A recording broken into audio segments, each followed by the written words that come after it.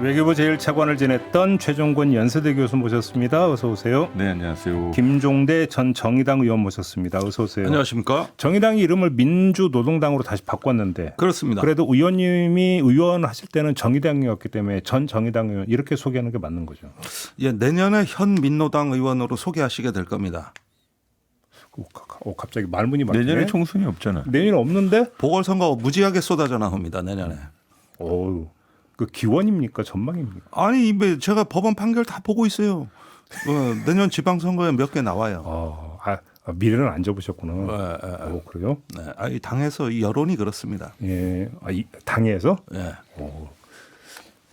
뭔가 좀 자기 위주의 뭔가 약간 왜곡이 있는 것 같은데. 예, 원래 정치는 착각이 반입니다. 인정. 예. 인정. 착각이 반이고 나머지는 욕망 아니겠어요? 그렇죠. 네, 알겠습니다. 내년에 일단 내년까지 방송이 계속 되는지부터 일단 봅시다. 네, 알겠습니다. 하셔야지 내년. 예. 내후년에도 하셔야지. 의원이 네, 되셔도 네. 하셔야죠. 예, 우연히 의원을 할 수도 있습니다. 그건 또 무슨 말씀이시죠? 내년에. 넘어가. 예, 넘어가. 넘어가 골치 아파. 네, 넘어가. 말리지 마. 북중러 얘기 좀 합시다. 예. 일단 중국, 러시아 공동 성명에 나왔던데 어떤 내용이었습니까? 예, 우리 이번 직전의 주말은 매우 복잡했지만 그 5월 7일에서 9일 사이 러시아 모스크바에서 시진핑과 푸틴의 중국 러시아 정상회담이 열렸는데 뭐 내용을 말씀드리기 전에 화기애애했어요. 또 서로 그 모습을 보여주려고 노력했던 것 같아요. 매우 우호적이고 전략적으로 연출된 것으로 보이는데 시진핑은 일단 러시아 전승절을 맞아 방문했고 푸틴은 시진핑을 가장 중요한 손님이라고 그리고 나의 오랜 동지라고 표현하며 개인적 친밀감을 극대화했어요. 그리고 양국 모두 키워드로 세 가지를 내보였는데 하나는 패권주의 반대, 다극화 지지, 그리고 전략적 신뢰를 강조했고 그리고 트럼프 2기 출범 이후에 처음으로 열린 중국과 러시아의 정상회담이었습니다. 그래서 공동성명의 주요 내용으로는 일단은 반일방주의 연대를 표명했습니다. 그래서 일방주의는 사실상 미국을 타겟으로 반 트럼프 할 거죠. 연대지 뭐. 예. 그래서 패권주의와 내정 간섭에 단호히 반대하면서 미국 주도의 일국 질서에 맞서는 연대 구상을 공식화했다는데 예. 의미가 있는 것으로 보이고요. 또 두 번째로는 세계적 다극화, 전략적 협력 심화, 즉 서방 주도 국제 질서의 대안이라는 키워드를 반복하면서 중국과 러시아 중심의 세계 재편을 해보겠다라는 의지를 보였습니다. 그리고 우리하고는 좀 직접적인 연관이 있는 것인데요. 뭐냐면 대북 제재 중단을 촉구했습니다. 그래요? 그래서 북한의 주권과 안보를 존중해야 한다. 제재보다 대화 복귀를 촉구했습니다. 근데 일단 거기까지만 놓고 반 트럼프 연대 선언이라고 볼 수 있는데 근데 또 중국은 미국하고 지금 그 협상 중이라면서요. 기류가 좋다고 그렇게 나오던데요. 그렇죠. 이제 북경의 입장에서 보면 주석은 모스크바에 있었고 그리고 경제부총리는 스위스 제네바에서 이제 거기서 협상 온 거죠. 회담을 한 거죠.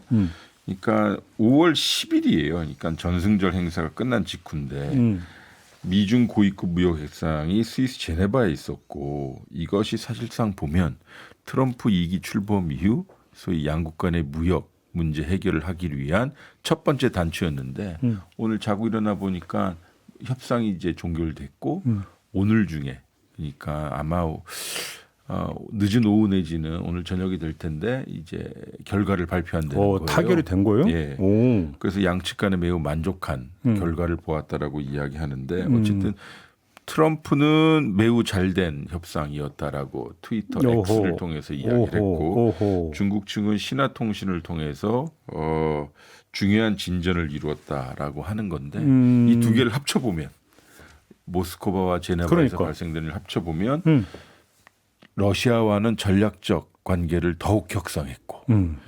미국과는 어쨌든 실리적인 무역 문제를 해결하기 위한 실리적인 접근을 한 것으로 보여서 모스크바와 워싱턴에 동시에 외교를 매우 바쁘게 하고 있다. 쉽게 하면 양다리 실리 외교의 성공 이렇게 보면 되는 겁니까? 그렇게도 볼 수 있겠고 애시당초 왠지 좀 트럼프가 뻥뻥 질러댄다 싶었던 게 다 협상을 위한 사전 포석 아니었겠냐. 전형적인 트럼프의 거래 협상 기술대로 가고 있는 것 같고 네. 상당히 저희로서도 기대가 됩니다. 그래요? 예. 근데 만약에 지금 중국과 미국이 무역 협상에 타결을 지었다면 각을 세우는 것은 조금 좀 그래도 좀 완화될 수 있지 않을까요? 어떻게 보십니까? 아니 그런데 이 지금 트럼프 시대의 어떤 경제 전쟁 또 무역 전쟁 뭐 기술 전쟁까지 이렇게 치닫는 것을 장기적으로 보면은 이제 북중러 연대를 강화할 수 있는 블록의 출현이 이제 성숙한 여건이 거의 다다랐다. 이게 중러의 판단인 것 같아요. 지금 북한에 대한 제재 반대까지 얘기했다는 것은 다시 말해서 북중러의 이제 결속이 상당히 그 강화될 걸로 예상이 되지 않습니까? 그래요? 또 북한에 러시아 파병도 있었고요.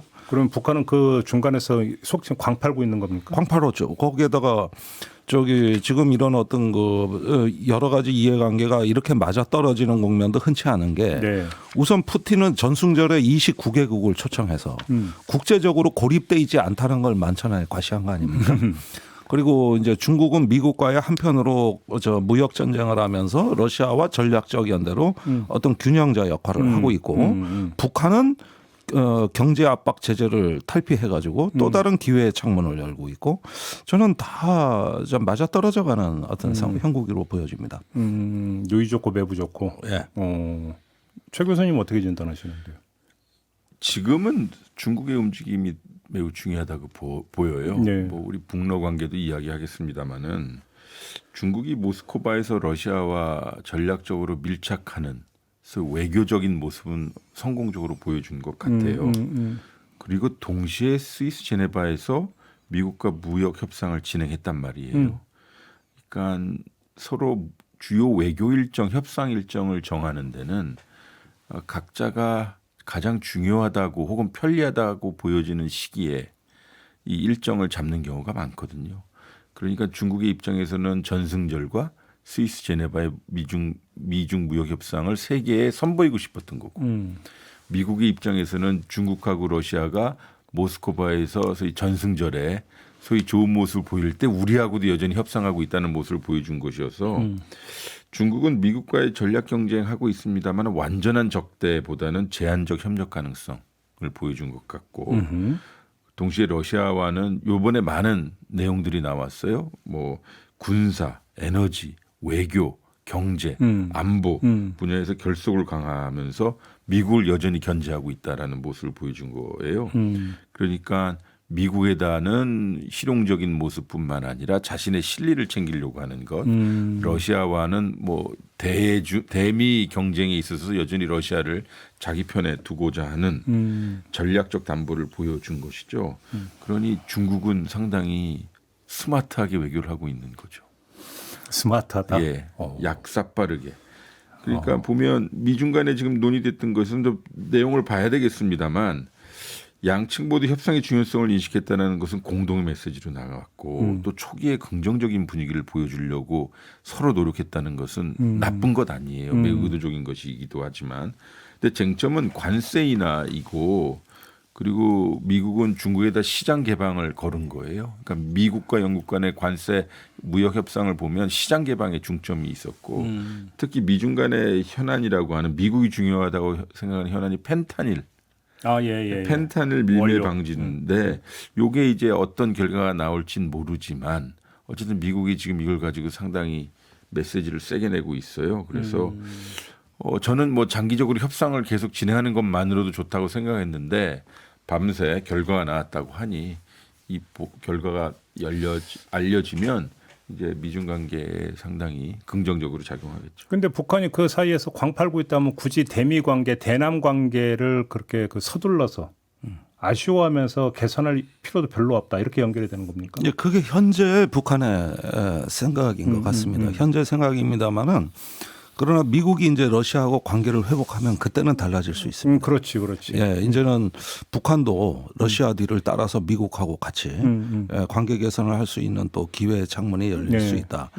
다만 지금 형국은 뭐냐면은 그 러시아 우크라이나 전쟁 이후에 반서방의 결속과 연대 이게 지금 깨지는 상황입니다. 오. 예, 그래서 저 트럼프도 우크라이나 전쟁에서 손을 떼고 싶어 하니까 이런 자유주의 국가들의 연대가 이제 와해되고 북중러는 결속되는 이런 어떤 양상이 뚜렷이 대비되거든요. 네. 그렇다면 북한으로서는 일단 미국하고 대화를 해서 관계 정상화를 빨리 하는 것보다는 블록에서 자기의 어떤 지분과 위치를 그렇지. 더 강화하는 게 그렇지. 보다 유리해 보인단 말이죠. 그렇죠. 그래서 북미 대화가 조만간에 열릴 것 같지는 않다. 있어도 어떤 좀 뭐 물밑 대화 내지는 탐색전 수준이지 본격적인 대화가 바로 진행될 것 같지는 않다는 느낌이 들어요. 근데 맞는 말씀이시죠. 좀 더 그러나 한 발짝 더 들여다 보면 모스크바에서 열렸던 전승절의 좋은 모습들이 평양에서도 김정은 위원장이 연출하려고 노력했다는 점에 주목을 해야 돼요. 제 말씀은 무슨 뜻이냐면 러시아 전승절 전날인 5월 8일 날 김정은 위원장이 주 북한 그러니까 평양에 있는 러시아 대사관을 이례적으로 방문합니다. 그리고 거기서 이제 연설을 하게 되는데 그러니까 북러 관계를 형제국 수준이다라는 말을 하면서 북한 최고 지도자로서는 이례적인 외교 행보로 북한이 러시아를 사실상 동맹국으로 인정하고 있는 모습을 보인 것 같고 오랜 전략적 관계를 규정했고 양국의 우호 관계가 승리의 전통을 기반으로 공고해지고 있다고 평가하면서 우크라이나의 전쟁을 일종의 정의로운 전쟁이라고 표현하기도 했어요. 네. 그러니까 무슨 뜻이냐. 북한은 어쨌든 현재 국면 우리 김 의원께서 말씀하셨듯이 러시아를 체제 생존과 자신의 전략 가치를 높일 수 있는 교두보로 볼 뿐만 아니라 요거는 이제 그 부차적인 건데 자신들의 국방 현대화의 그 핵심 협력국으로 간주하고 있는 것 같아요. 그러니까 우리도 국방 그 현대화할 때 미국과 구라파의 국가들을 핵심 협력국이라고 했듯이 이 말씀 왜 드리냐면 뭐 지난주만 하더라도 북한에서의 장사정포, 방사포, 포탄 뭐 해서 그렇죠. 세 가지 공장에 직접 방문하는 모습을 김정은이 시연했고 그러니까 우크라이나전 끼어 있는 자신의 군수 지원 체계 그리고 향후 열릴 수 있는 여러 방산 시장을 염두에 둔 것처럼 좀 뭐 전략적이기도 하지만 실리적인 모습을 동시에 보여주고 있어서 단순히 우호 관계 이상을 지금 북한과 러시아가 혹은 최소한 북한이 러시아를 바라보고 있는 건 아닌가라는 생각이. 그 점은 제가 예전부터 가장 우려했던 측면인데 최근에 북한이 5,000톤급 구축함을 진수하지 않았습니까? 이게 우리로 얘기하면 이지스함이에요. 이거 세계에 이런 구축함 가진 나라는 몇 개 안 됩니다. 거기에다가 저 핵추진 잠수함 지금 하고 있고. 네. 그러니까 사실은 북한의 능력으로는 도달하기 어려운 대양 해군으로 진화하고 있습니다. 이거 굉장히 돈도 많이 드는 거거든요. 근데 이런 부분이라든가 방공 미사일 분야 이런 데서 또 저 재래식 포나 이제 포탄 제조 능력에서 현대화 조짐이 보인다. 여기에다 우크라이나 전쟁에 투입된 북한군이 새롭게 배워오는 거는 드론 전쟁인 것 같습니다. 그렇죠. 예, 이게 1인칭 시점 전투라 그래가지고 개인이 드론과 폭탄을 다 동시에 조종하는 새로운 전쟁 양상을 굉장히 빠른 속도로 학습했다는 거. 이렇게 되면은 앞으로 전술 교리에 있어서도 혁신이 예상되는 거거든요. 이런 점들이 이 전쟁 기간에 특히 북한군 파병 이후에 활발히 나타났다는 점은 이게 대한민국 안보 세력 균형에 있어서 또 하나의 변수다. 이 점은 어떻게 보세요? 저 대선이 치러지고 그래서 정권이 교체가 됐다고 한번 가정을 해봐요. 그러면 문재인 정권 대통령은 그러니까 북한과의 관계를 개선해서 미국을 견인한다. 뭐 이런 어떤 이전에 어떤 이런 과정이 다시 되풀이되면서 일정하게 동북아 질서를 다시 그러니까 저기 우리 주도로 끌고 나갈 수 있는 여지가 있을까? 이것도 한번 살펴봐야 될 것 같은데 어떻게 전망을 하십니까? 네, 그런 점들은 이제 지금 뭐 대선 캠프에서도 다 따져보는 것 같습니다. 네.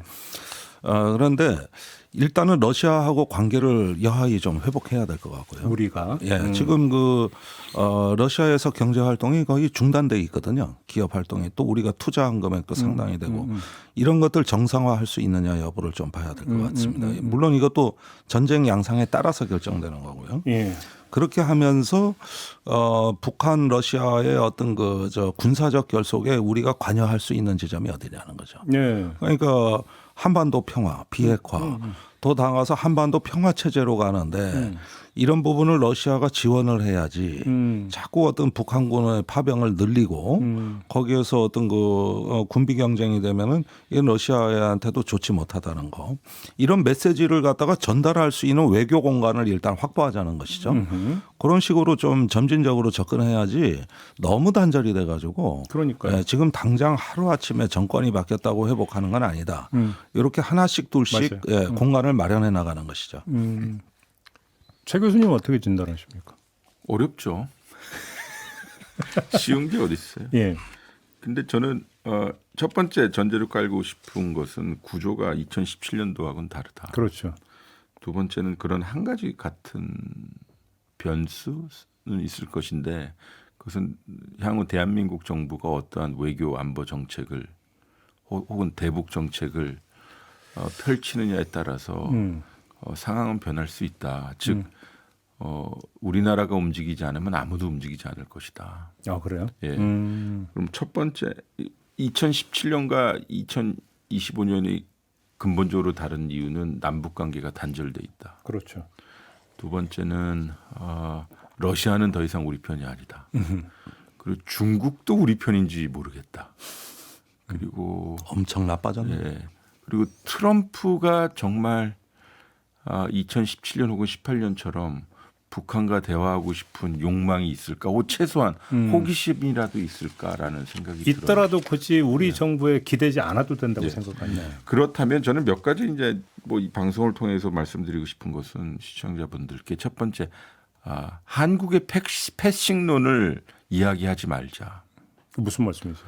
우리 뭐 북한하고 미국하고 대화하면 꼭 반드시 우리가 껴야 된다라고 주장하시는 분들이 많고 그렇지 않으면 우리가 소위 패싱 당했다고 주장하시는 분들이 많은데 저는 그 윤석열의 역설이다. 지난 3년 동안 중국하고도 러시아하고 단절 혹은 단교가 되어 있었고 그리고 북한하고도 완전히 뭐 사실상 끝난 관계로 악화되었는데 우리가 북미 대화를 견인도 할 수 없는 상황에서 또 혹은 북미 대화에 양측에 도움을 줄 수 없는 상황에서 나 없이 대화하지 마라고 이야기하는 것은 거의 파토 놓는 거나 마찬가지다. 그러면 이걸 다시 역발상해서 북미 회담을 지지하라. 그리고 심지어 북일 대화도 지지하라. 그리고 우리는 그 사이에 이 한반도 특히 남북 군사 분계선 접경 지역에서 군사적 분쟁을 방지하기 위해서라도 대북 비방 혹은 상호 비방 중단하고 군사 안정화를 이루자. 그러면 말씀하신 대로 외교 공간이 열리지 않을까. 알겠습니다.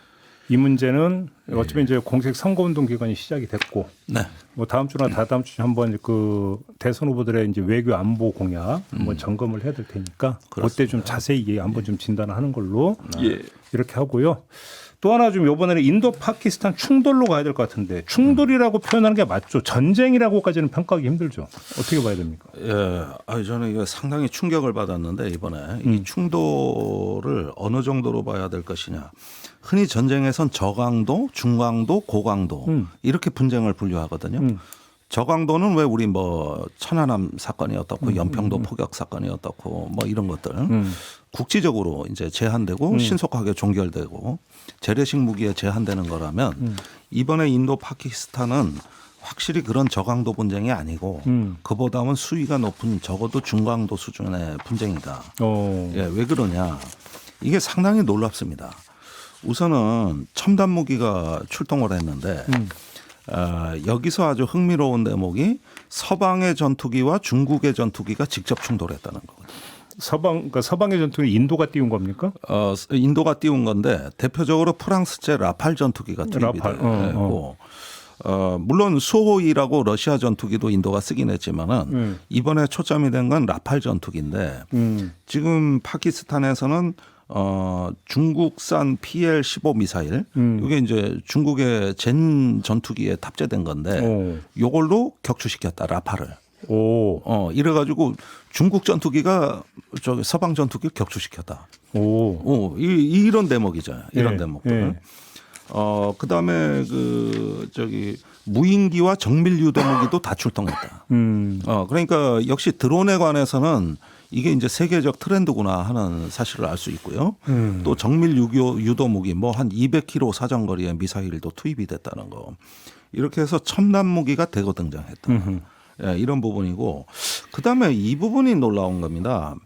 24시간 만에 전쟁 범위가 엄청나게 넓은 지역으로 확장이 됐다는 것이죠. 어떻게 어디까지? 예, 이게 카슈미르 지역의 그 해당 분쟁 지역 말고 예. 파키스탄의 요충지라고 할 수 있는 펀자브주. 펀잡주? 펀잡주. 여기가 상당히 거리가 떨어져 있는데 예. 여기까지 공격 대상에 포함돼서 인도가 공습을 거기까지 했어요? 예, 그렇습니다. 미사일도 쏘고 예, 이렇게 해가지고 굉장히 전쟁 범위가 불과 하루 만에 상당히 넓은 범위로 확산이 됐다는 거. 그리고 장기적으로는 더 나가서 인더스강에 물 분쟁이 있습니다. 예. 이 부분도 수자원 확보 전략하고 연계해서 그렇다면서요. 전쟁이 진행되는 양상을 보여줬다. 이렇게 되면은 단순한 국지전의 영역을 넘어서는 거죠. 상당히 전략적 의도가 이제 투사되는 거라고 할 수가 있고요. 세 번째는 이 공격 시점과 규모가 정말 예측하기 어렵다는 거예요. 여기에는 이제 드론의 투입이 상당히 요즘 기본이구만 드론이. 그렇습니다.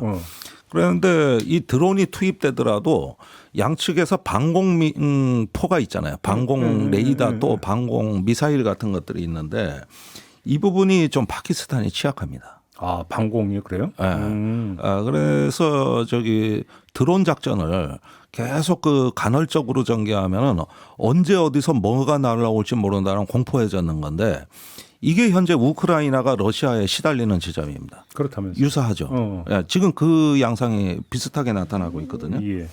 그래서 이런 어떤 방공망의 차이로 인해 가지고 상당히 불황이 고조되는데 트럼프 대통령의 중재로 뭐 휴전을 선언했다고 하지 않습니까? 근데 그게 정치적 휴전입니다.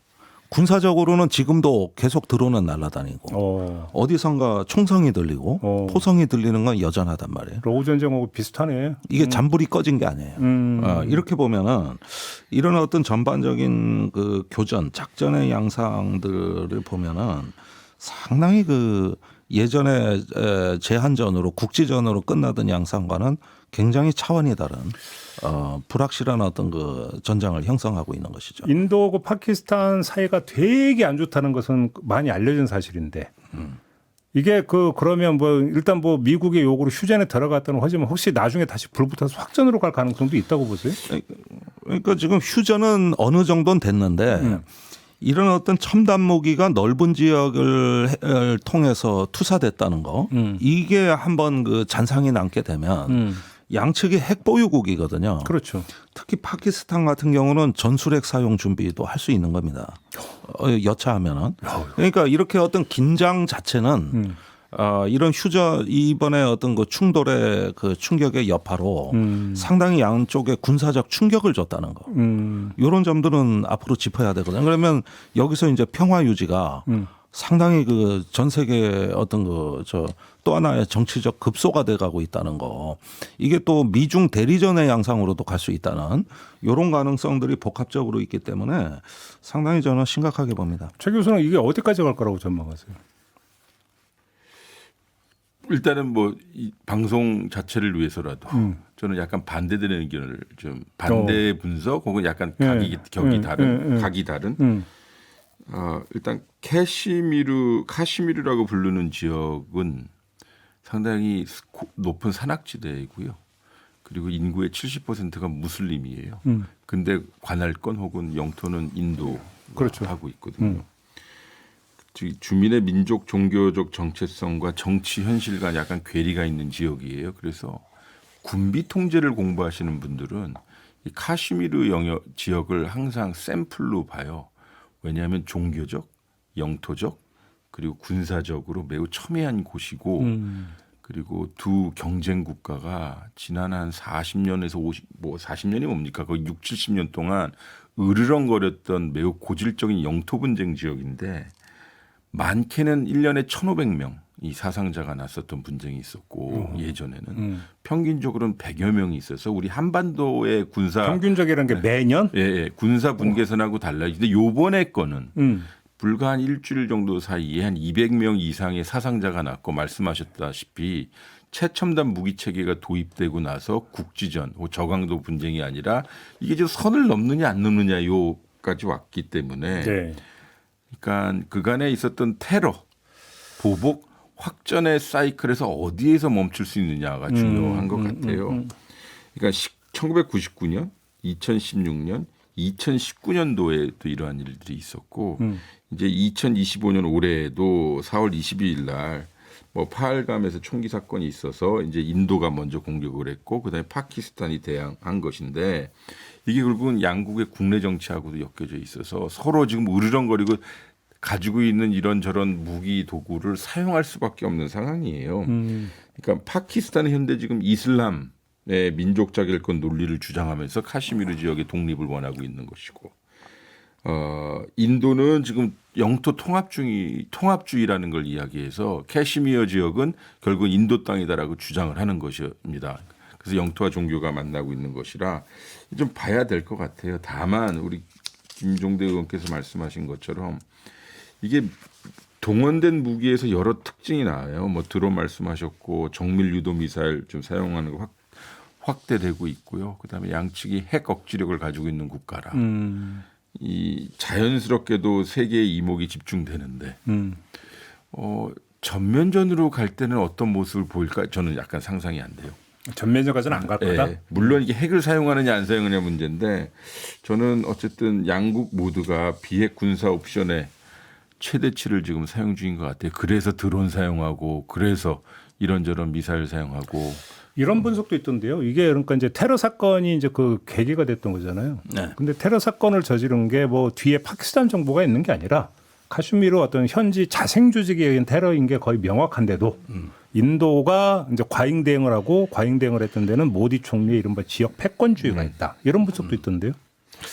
예, 그런 부분에다가 또 한편으로는 중국의 영향력까지도 좀 계산해 놔야 된다고 봅니다. 지금 인도가 여기서 확전을 못하는 이유 중에 하나는 저기 국경 지역에서 파키스탄하고 중국하고 두 개 세력과 대치하고 있거든요. 그 인도군하고 중국군이 국경에서 뭐 저기 패싸움하고 몽둥이 들고 싸우고 돌멩이 몽둥이 던지고. 들고 쇠못 박힌 몽둥이로 싸우고. 아프죠. 예. 그러니까 이렇게 분산이 돼 있어요. 국경 전략이. 거기에다가 인도의 공군이 라팔 전투기를 제외하고는 노후화된 30년 이상 된 미국이하고 수호위기입니다. 그 전투기는 2,200대, 우리나라 한 4배 됩니다. 어이, 수는 많네. 예. 그런데 퇴역을 안 시켜서 그래요. 아주 낡은 거거든요. 그러면 주력 전투기를 2000년대 초반에 80억 달러 들여가지고 산 라팔 전투기 36대. 요게 주력인데 이게 이번에 격추된 거예요. 예, 그래서 그런데 내상이 좀 있네 인도 입장에서. 있어요. 그러면은 일단은 저기 모디 총리가 자신의 어떤 위신을 회복하기 위해서 나름대로의 어떤 군사 공격은 아니더라도 전략적 공세는 계속 강화할 수가 있고 그러는 과정에서 이제 중국이 또 개입할 가능성이 있다는 거. 이 부분은 분명히 계산이 될 겁니다. 그 다음에 파키스탄이 이제 중국제 미사일에다가 각종 미사일 그다음에 중국산 최신 무기가 이거 외에도 많이 들어와 있거든요. 이걸 방어하려면은 인도가 S-400이라고 하는 러시아산 방공무기 체계를 지금 구축해 놨습니다. 그러면은 요 방어 체계도 또 확보해야 되고 그러면은 어떻게 되느냐 간헐적인 군사적 충돌에 뒤이어 벌어지는 군비 경쟁이 예상이 되는 그렇지. 거죠. 예. 여기서 이제 군비가 팽창되고 항상 긴장이 유지되는 이 구조가 계속된다는 거거든요. 예, 이런 점들은 쉽게 예측이 되고 또 이런 분쟁이 벌어지면 세계 뭐 무기상들은 다 몰려든다고 해도 아니 매일 중계 방송할 거고. 그래서 이런 부분들은 제가 보기엔 그렇습니다. 원래 여기서 이렇게 이 정도 군사적 충돌이 일어날 거는 아무도 예상 못했어요. 그러니까 곧 진정될 거라고 우리가 안이하게 생각하는 습관이 있는데 사정이 그렇게 녹록할 것 같지만은 않다. 그럼 트럼프의 스탠스는 뭐예요? 아니, 물론 이거는 이런 분쟁이 벌어지면은 세계적인 어떤 공급망 교란부터 우리가 그 우크라이나 전쟁에서 봤던 피해들을 엄청나게 많이 받지 않습니까? 그리고 세계 전쟁이 분쟁의 확산으로 이어지기 때문에 미국으로서는 여기서 멈춰야 됩니다. 그렇죠. 예. 이건 중국도 마찬가지예요. 예. 예. 그래가지고 일단은 평화 중재를 했죠. 여기에 대해서는 인도, 파키스탄이 다 고맙다. 뭐 이런 정도로 받아들인다는 입장이고 다만 휴전 협정이 된 거는 트럼프의 중재 때문이 아니라 우리가 직접 한 거다. 이렇게 인도가 주장하고 있습니다. 트럼프 잘하면 노벨 평화상 타겠다. 아니 근데 뭐 휴전이 선언된 이후에 뭐 불과 6시간에서 뭐 8시간 미만인데 그때 양측이 상호 비난 시작했고요.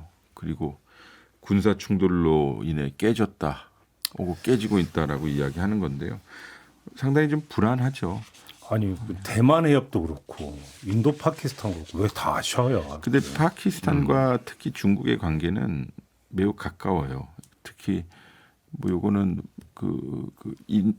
중국과 파키스탄에 회랑이 있어요.